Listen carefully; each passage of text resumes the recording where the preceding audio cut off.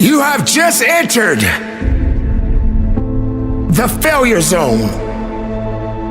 Be prepared to hurt a little bit. Be prepared to sacrifice.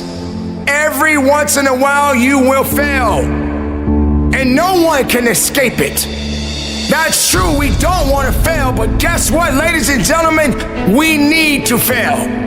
Not only will it humble us, but it will teach us.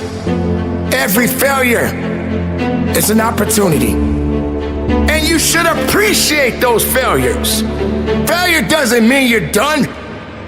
Failure is a door that has yet to be open to your success. You don't get to the top easy. Every success story had to have some kind of hardship. If you do it right, then you have to go through a struggle. Time and time again, you will fail. But failure is not the end.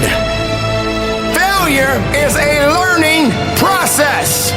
You have a chance to get stronger even when you're failing.